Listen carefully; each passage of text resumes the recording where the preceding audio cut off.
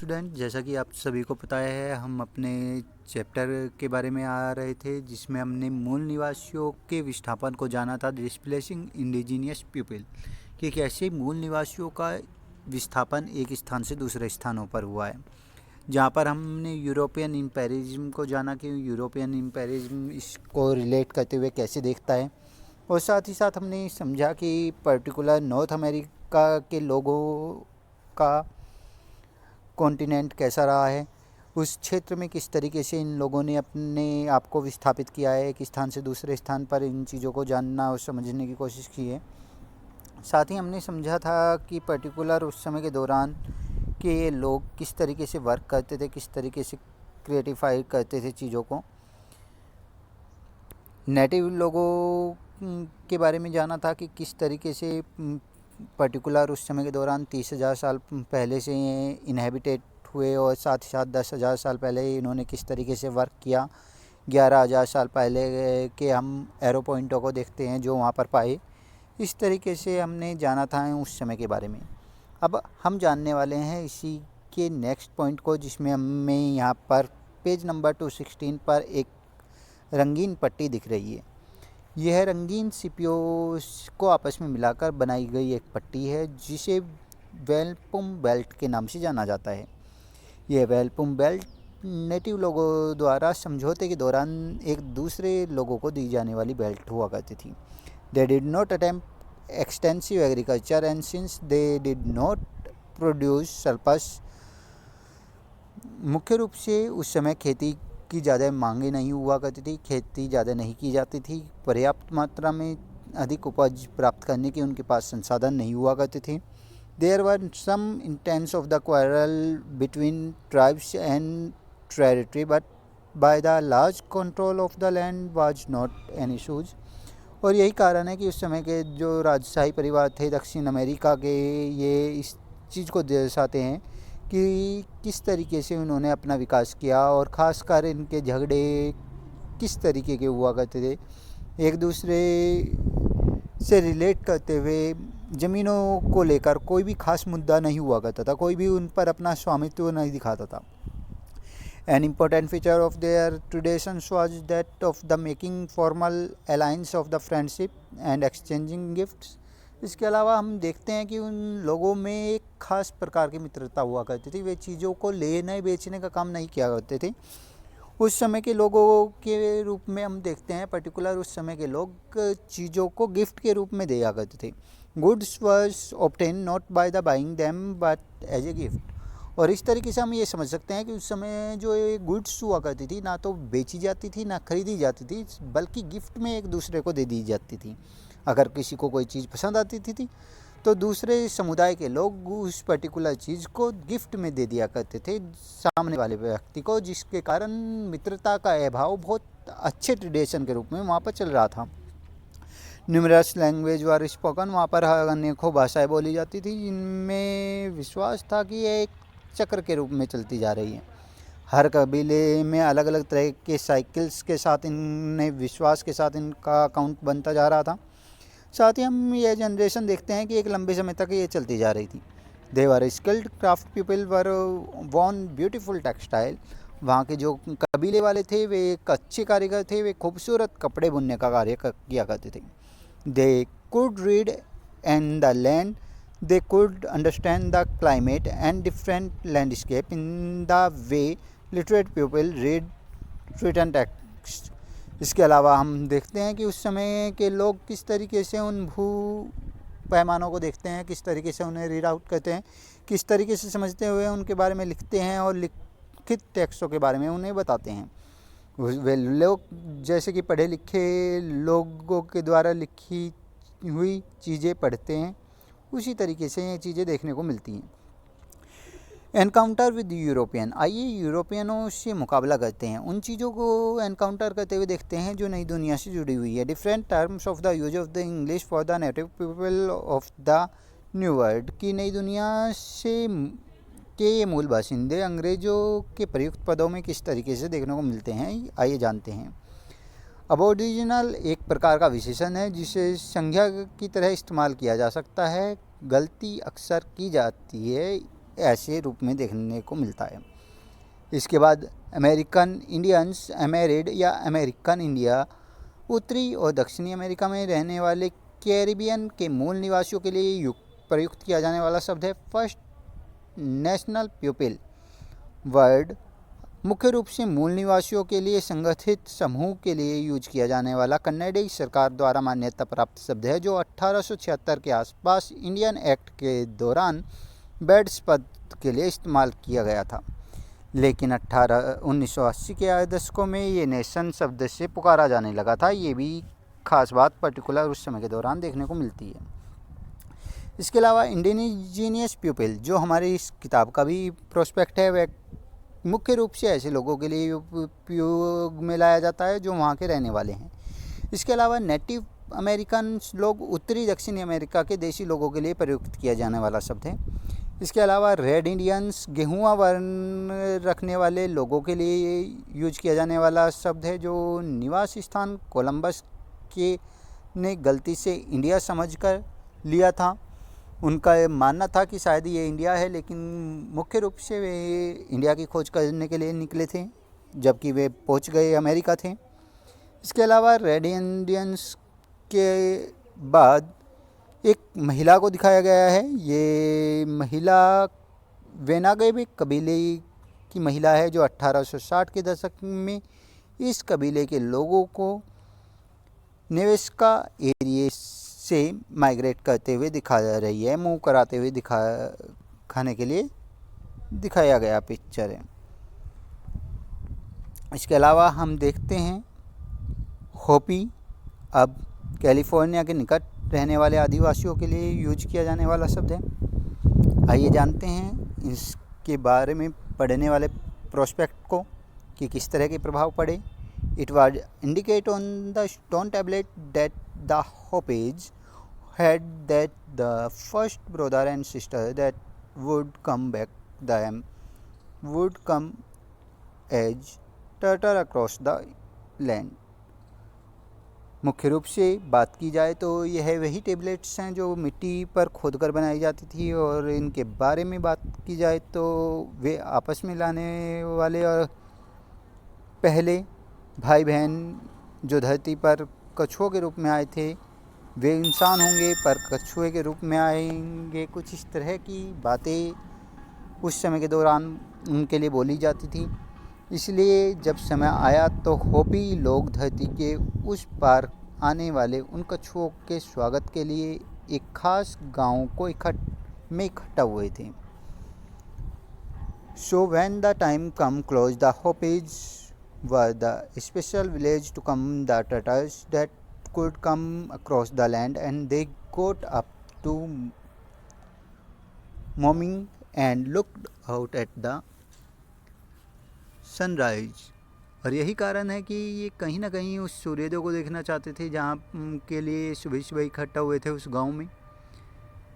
कहा जाता है कि the look of the across the desert was they so the Spanish कॉन्ट्रैड coming covered and amorous like turtles across the land, so this was them।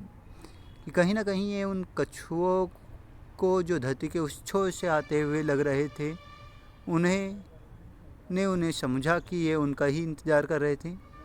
इसलिए वे स्पेनी इंसानों के पास गए और हाथ मिलाने की उम्मीद में अपना हाथ बढ़ाया, लेकिन स्पेनी ने उनके हाथ में कोई सस्ती सी चीज़ पकड़ा दी, और इससे पूरी उत्तरी अमेरिका में यह बात फैल गई कि बहुत कठिन समय आने वाला है, कि शायद कुछ भाइयों और बहनों ने सभी चीज़ों को पवित्रता को भुला दिया है, और इसी वजह से धरती पर सभी इंसान काफ़ी कष्ट पाने वाले हैं। कुछ इस तरह के विचार, उस तरह की कहानियाँ उन चीज़ों को लेकर बनने लगी थी जो लोग वहाँ के इन चीज़ों को सोचते थे। इसके अलावा हम 17वीं शताब्दी के आसपास के यूरोपियन ट्रेडर्स को देखते हैं जो नॉर्थ कोस्ट पर नॉर्थ अमेरिका पहुँचे थे। After a difficult 2 month voyage were received to the find of the native peoples friendly and welcoming. इसके अलावा देखा जाता है कि समुद्र तट पर पहुंचने के बाद उन्हें काफ़ी सुकून मिला और स्थानीय लोगों के दोस्ताना व्यवहार और गर्मजोशी से भरे होने के कारण उन्हें बहुत अच्छा लगा। इसके अलावा unlike the Spanish South Americans who was come by the evident of the gold in the country, these adventure come to trade in fish and fur, in which they go to the willing help of the native who were except at hunting। इसके अलावा इसके विपरीत हम वहाँ पर देखते हैं दक्षिण अमेरिका गए स्पेनियों के विपरीत, जो यहाँ पर सोने की प्रचुरता के अभिपूर्ण रूप से आए थे। ये लोग मछली और रेशेदार खार के व्यापार के लिए यहाँ आए थे, जिनमें से शिकार में कुशल कुछ देशी लोगों ने उनसे देशी लोगों से उन्हें अपेक्षित मदद बहुत मात्रा में मिली। इसके अलावा further south among the Mississippi river the French found that the native held regular gathering to exchange handicraft unique to a tribes. इसके अलावा हम देखते हैं कि थोड़ा और दक्षिण में मिसिसिपी के किनारे फ्रांसीसियों ने पाया कि देशी लोग नियमित रूप से जमा होते थे। इसका मकसद था कि ऐसे हस्तशिल्पों का आदान प्रदान करना जो कि किसी खास कबीले से बनाए गए हों, या ऐसे खाद्य पदार्थों का आदान प्रदान करना जो उन इलाकों में उपलब्ध नहीं थे। मुख्य रूप से नेटिव्स बैंकर्स द्वारा आयरन व्हील्स के चीज़ों, गन्स वगैरह और उसी प्रकार के useful supplement, bow and arrow जो जानवरों को मार सकते थे, अल्कोहल वगैरह आइटम्स का बनाना, इन चीज़ों के लिए मुख्य रूप थे जो इन्हें पूरक साबित हुए या फिर इन्हें शराब वगैरह प्रोवाइड करा सकते थे। This late item was the something of the natives had known earlier and they become addicted to it. और अगर देखी जाए तो उस समय के लोग जल्दी इन आदतों का शिकार हो गए और यूरोपीय लोगों से अच्छे साबित हुए, क्योंकि इन्होंने व्यापार के लिए शर्तें थोपने में बहुत तरीके से ट्रेड ड्रम्स बनाने में अपने आप को स्टेबल किया। साथ ही हम देखते हैं यूरोपीय लोगों को कि उन मूल निवासियों को उन्होंने एक तरह से टैबाको का एडिक्शन लगा दिया, जिसकी वजह से इस तरह के शर्तें थोपने में वे सक्षम हो पाए। आइए जानते हैं क्यूबेक और अमेरिकी उपनिवेश कॉलोनीज के बारे में। 1947 के आसपास जॉन कैबोट न्यूफाउंडलैंड पहुँचे और इधर 1507 में अमेरिका डे विस्पी के ट्रेवल्स में ये प्रकाशित हुए। 1534 में जैक कॉर्टियर ने सेंट लॉरेंस नदी के किनारे यात्रा की और मूल बाशिंदों से मिले। इसके अलावा 1608 में क्यूबेक में फ्रांसीसियों ने क्यूबेक उपनिवेश की खोज की। इधर अमेरिका के कॉलोनीज के अंतर्गत 1607 में ब्रिटिश लोगों ने वर्जीनिया में कॉलोनीज का निर्माण किया। उसके बाद 1620 के आसपास ब्रिटिश लोगों ने प्लाईमाउथ की खोज की, जो एक मुख्य रूप से चीज़ों को समझने में मदद करता है। इसके अलावा म्यूचुअल प्रिस्क्रिप्शंस के बारे में जानते हैं। वे कौन सी धारणाएं थी जो परस्पर उस समय के दौरान रखी जाती थी। In the 18th century, Western European defined civilized people in the term of literacy and organized religion and urbanism. To them, the native of the America prepared uncivilized to some, like the French philosopher Jean-Jacques Rousseau. Such people were admired as their work untouched by the corruption of the civilization। 18वीं शताब्दी के आसपास के हम उस पश्चिमी Europe में को देखते हैं जहाँ पर सभ्य मनुष्यों की पहचान साक्षरता, संगठित धर्म और शहरीपन के आधार पर की जाती थी। उन्होंने अमेरिका के मूल निवासी असभ्य प्रतीत होने वाले लोगों को देखते हुए फ्रांसीसी दर्शन शास्त्री जैक रूसो जैसे कुछ यूरोपियों के लिए ऐसे लोगों की तारीफ के लिए काबिल बनाया, क्योंकि वे सभ्यता की विकृतियों को से अछूते थे। इन चीज़ों को देखने को मिला। इसके अलावा इनके लिए एक प्रचलित पद था उस समय के दौरान करप्शन एंड सिविलाइजेशन, कि किस तरीके से वे लोग उद्यम और जंगलीता को छोड़ रहे हैं।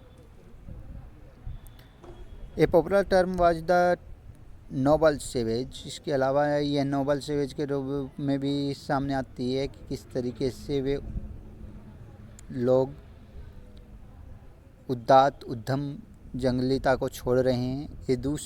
एक दूसरा नज़रिया आता है। Some line of the poem of the English poet William Wordsworth indicate another perspective. William Wordsworth द्वारा लिखी हुई कुछ पंक्तियाँ इसके बारे में और भी अच्छी तरीके से समझाती हैं। Neither he nor Rosage had met a Native Americans, but Wordsworth described them a living amid wild, where the fancy held to small liberty to grant the affection to exact them refined, meaning that people living close to nature had only limited power of the imagination and emotion. इसके अलावा हम देखते हैं उनके द्वारा लिखे हुए समावेशों में या फिर वर्ड्सवर्थ ने उसका वर्णन करते हुए कहा है कि जंगल में रहते हैं जहाँ कल्पना शक्ति के पास उन्हें भाव संपन्न करने, उन्हें ऊंचा उठाने या परिष्कृत करने के अवसर बहुत कम है, जिसका मतलब यह है कि प्रकृति के निकट रहने वालों की कल्पना शक्ति और भावना अत्यंत सीमित होती है। इसके अलावा हम देखते हैं थॉमस जेफरसन को थर्ड प्रेसिडेंट ऑफ यूएसए के रूप में, जो कंटेम्प्रेरी रूप से वर्ड्सवर्थ के बारे में बताते हैं, जिन्होंने बताया है नेटिव लोगों के वर्ड्स के बारे में कि वे किस तरीके से वर्क करते हैं। यह एक प्रकार से यह अभागी नस्ल है जिसे सभ्य बनाने के लिए हमने इतनी जहमत उठाई, अपने उन्मूलन का औचित्य सिद्ध करती है। कुछ इस तरीके के वर्ड देखने को मिलते हैं उनके द्वारा। इसके अलावा it is interesting to note the another writer Washington इवरी। इसके अलावा दिलचस्प बात, दूसरे लेखक वाशिंगटन इवरी ने जो वर्ड्सवर्थ से खासे छोटे थे, उन्होंने मूल निवासियों को सचमुच मिले थे वे, और उन्होंने वर्णन में कुछ भिन्नता पूर्वक इसे समझाने की या डिस्क्राइब करने की कोशिश की है। आइए जानते हैं उन्होंने क्या कहा। जिन इंडियंस की असली ज़िंदगी को देखने का मुझे मौका मिला, वे कविताओं में वर्णित अपने रूप से काफ़ी भिन्न हैं। यह सच है कि गोरे लोग जिनकी नीयत पर वे भरोसा नहीं करते, जिनकी भाषा भी नहीं समझते, की संगत में रहने पर वे काफ़ी कम बोलते हैं, पर परिस्थितियाँ वैसी ही हों तो गोरा आदमी भी उन्हीं की तरह अल्पभाषी हो जाता है। ये इंडियंस जब अपनों के बीच होते हैं तो वे नकल उतारने के उत्साह साबित होते हैं और गोरों की नकल उतारकर अपना खूब मनोरंजन करते हैं। वहीं गोरे जो समझते हैं कि इंडियंस को वे अपने भव्यता और गरिमा के प्रति गहरे आदर भाव से ओतप्रोत कर चुके हैं, वे सही मायने में कुछ भी नहीं जानते। गोरे लोग गरीब इंडियंस के साथ ऐसे पेश आते हैं, मैं इसका साक्षी हूँ, और मानो उनमें और जानवरों में बहुत कम फ़र्क हो। कुछ इस तरह से वे उन्हें ट्रीट करते हैं। तो इस तरीके से वाशिंगटन इवरी ने उस परिवेश को समझाने की कोशिश की है जो ख़ास तौर पर उस समय की परिस्थितियों को दर्शाता है जो उन लोगों के साथ ट्रीट की जा रही है, या फिर खासकर उन लोगों की ट्रीटमेंट को दिखाती है। इसके अलावा हम बात करते हैं मूल निवासियों के बारे में। Many folk tales of the native monks European and describe them as the greedy and grateful, but because them these were told as imaginary story, it was only much later than the European understood to reference. मूल निवासियों की कई लोक कथाएँ यूरोपियनों में मजाक उड़ाने के लिए यूज की जाती है, जिसमें उनके लालची, धूर्त और अलग अलग प्रारूपों को दर्शाने की कोशिश की है, लेकिन ये सब काल्पनिक कथाएँ हैं की शक्ल में है। इनमें यूरोपीय लोगों के सही मापदंड को प्रदर्शित करने की कोशिश नहीं की गई है। इसके अलावा हम नेटिव लोगों के गुड्स ऑफ एक्सचेंज को देखते हैं, जो यूरोपियन द्वारा गिफ्ट्स के रूप में आती है, फ्रेंडशिप के रूप में आती है। साथ ही हम यूरोपियन लोगों के ड्रीमिंग को देखते हैं, जो रिच होना चाहते हैं फिश फर की कम्युनिटीज़ के जरिए, which they would sell for the profit in Europe, जिससे वे ज़्यादा प्रॉफिट कमाना चाहते हैं यूरोप में सेल करके। इसके अलावा हम प्राइस ऑफ गुड्स को देखते हैं कि किस तरीके से सोल्ड किया जा रहा है अलग अलग जगहों पर ईयर टू ईयर, और डिपेंडिंग देखते हैं सप्लाई की, जिसमें नेटिव लोगों की पूरी मदद ली जा रही है और अंडरस्टैंड करने की कोशिश की जा रही है चीज़ों को। They had no sense of the market, उन्हें किसी भी प्रकार से मार्केट की कोई सेंस नहीं है, और फेयर वे यूरोप के बारे में दर्शाया गया है इन चीज़ों में। साथ ही हम यूरोप में स्थित बाज़ारों का उन्हें ज़रा भी बोध नहीं है, ये भी देखने को मिलता है। These were puzzled by the fact of the Europeans sometime very little. They were also saddened by the greed of the European, और यही देखने को मिलता है कि यूरोपीय लोग इस पहेली के रूप में उनके बदले बहुत सारा सामान देते हैं और बहुत कम उनसे प्राप्त कर पाते हैं। ऐसी स्थिति में यूरोपीय लोगों के लालच को देखकर भी वे बहुत दुखी थे, ये देखने को मिलता है। In the imperative tends to the get far, they had struggled hundred of beavers. इसके अलावा हम देखते हैं रायदार खाल हासिल करने के लिए उन्होंने सैकड़ों उदबिलाव को हलाल कर दिया था। इसके अलावा इन वीवर्स को ख़त्म करने के बाद नेटिव लोगों को वहाँ पर रहना अनईजी हो गया था, काफ़ी विचलित कर दिया था उन स्थानीय निवासियों को। fearing that the animals would take revenge on them for the destruction, कहीं ना कहीं वे जानवरों के इस विध्वंस का बदला लेना चाहते थे। Following the first European who were the traders were those who come the settled in America. From the 17th century there was the group of the Europeans who were being prisoned between them were the different sect of the Christianity, protecting living in the predominantly Catholic cities or Catholic in the countries where the Protestantism was the official religion. इसके अलावा हम देखते हैं शुरुआती तौर पर आए हुए यूरोपीय लोगों को जो व्यापारी थे और पीछे पीछे अमेरिका में बसने के लिए और भी लोग आए। 17वीं शताब्दी के यूरोपीय लोगों को भी देखते हैं जो ईसाइयों से भिन्न थे और संप्रदाय से ताल्लुक़ रखने के बावजूद उत्पीड़न का शिकार हो रहे थे। कैथोलिक प्रभुत्व के देशों में रहने के लिए प्रोटेस्ट और प्रोटेस्टवाद को राजधर्म का दर्जा देने वाले देशों में कैथोलिक और क्रिश्चियनों के बीच होने वाले भेदभाव को देखा जा रहा था।